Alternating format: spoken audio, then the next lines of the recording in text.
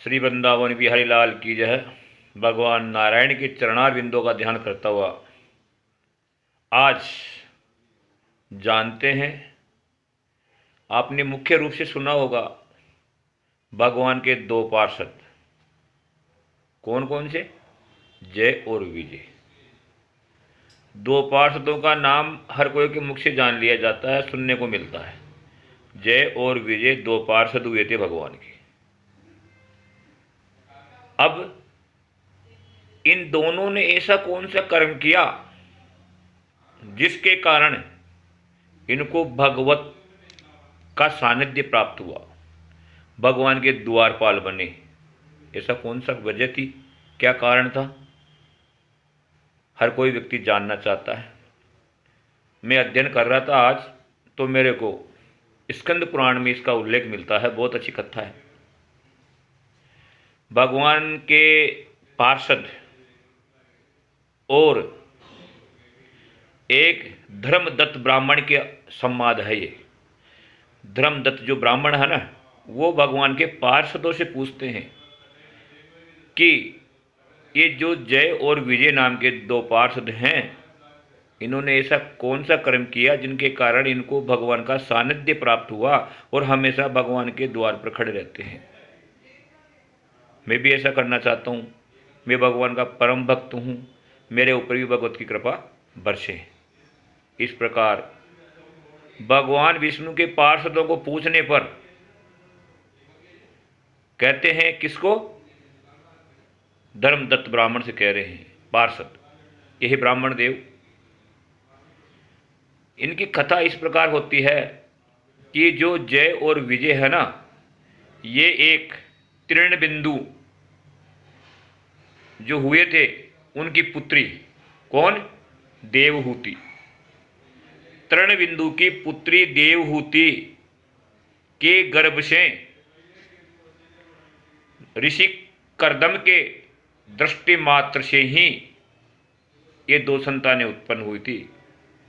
दृष्टि क्या, कि कर्दम जो ऋषि थे उन्होंने देवहूति पर दृष्टि डाली और दृष्टि मात्र से ही उनके गर्भ रह गया, और जो बड़ा हुआ उसका नाम जय हुआ और जो छोटा हुआ उसका नाम विजय हुआ।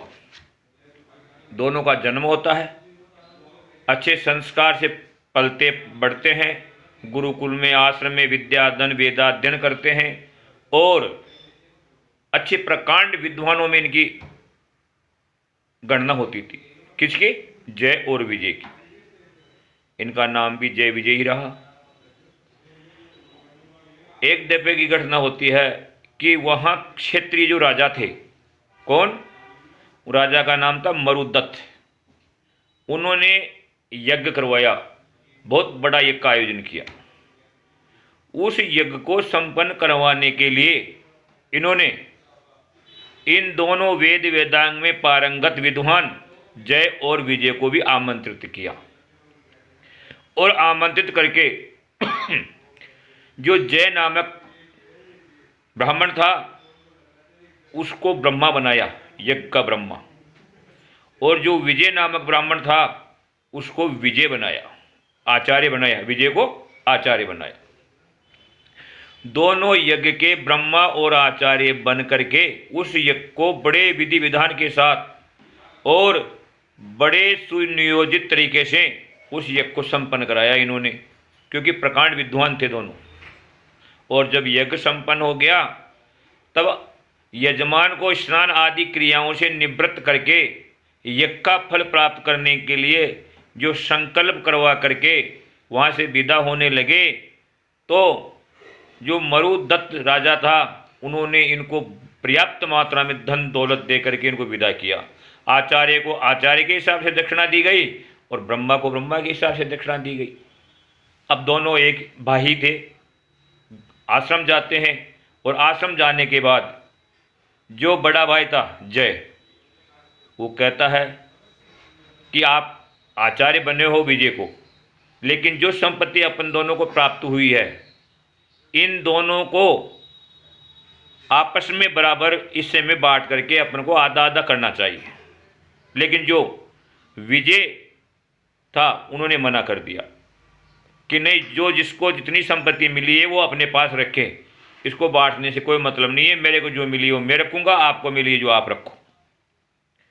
इस प्रकार मना कर देने पर जय को गुस्सा आया और गुस्सा आकर के जय बोलते हैं कि हे विजय, तू किसी वस्तु को ग्रहण करके वापस देता नहीं है, इसलिए जा, मेरा श्राप है तेरे को, तू ग्रह बन जा, ग्रहण करके नहीं देने से तू ग्रह बन जा। ग्रह मानी मगरमच्छ।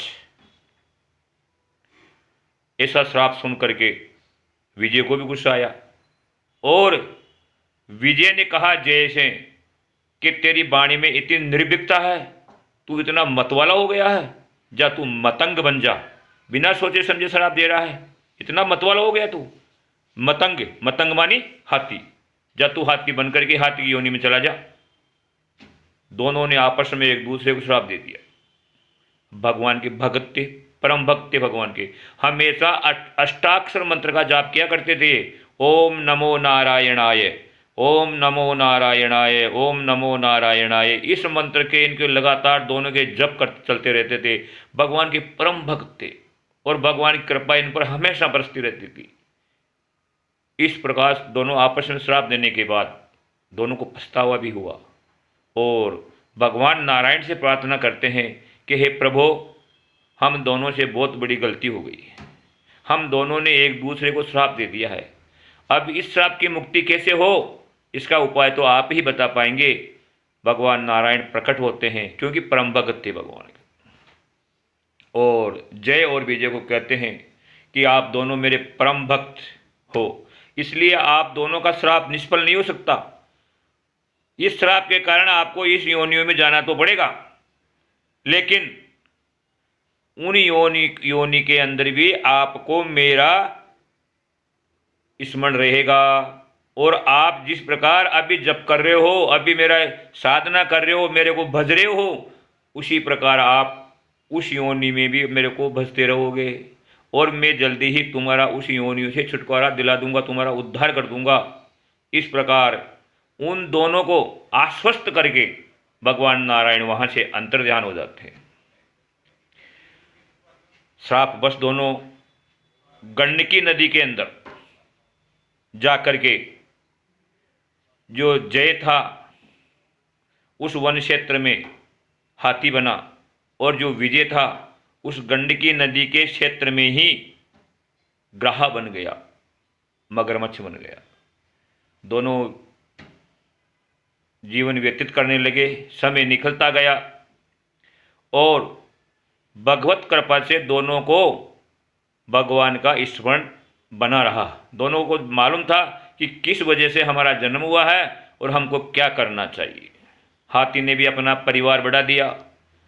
केशी हथनियाँ उसकी पत्नियाँ थी, बच्चे बच्चियाँ, खूब हाथी का बड़ा लंबा चौड़ा परिवार बन गया। उद्ग्रह भी अपना जीवन व्यतीत कर रहा था। एक दिन जो हाथी है उस नदी के पानी में उतरता है और उस जो विजय नामक ग्रह बना हुआ था उसको स्मरण हो आता है और उसने हाथी का पैर पकड़ लेता है और हाथी को पानी में खींच कर ले जाता है। अब हाथी त्राहिमाम करता है, बचने की खूब प्रयास करता है, लेकिन ग्रह से छुड़ा नहीं पाता है और वो ग्रह लगातार उसको पानी में खींचे जा रहा है। इतना उल्लेख मिलता है कि तिल बर सूंड रही ऊपर जब हरि नाम पुकार्यो, यानी जब किसी का कोई आसरा नहीं रहा, कोई बचाने वाला नहीं दिखा, तब जाकर के उस हाथी ने भगवान का स्मरण किया और स्मरण करते ही भगवान नारायण गरुड़ पे बैठ करके वहाँ उपस्थित होते हैं और अपने चक्कर सुदर्शन को आज्ञा दे करके दोनों का उद्धार कर देते हैं। उद्धार देख करके उन पे कृपा करते हैं कि आप मेरे दोनों परम भक्त हो, आज से मैं मेरा ही स्वरूप आप दोनों को देता हूँ, दोनों का स्वरूप आप दोनों को देता हूँ।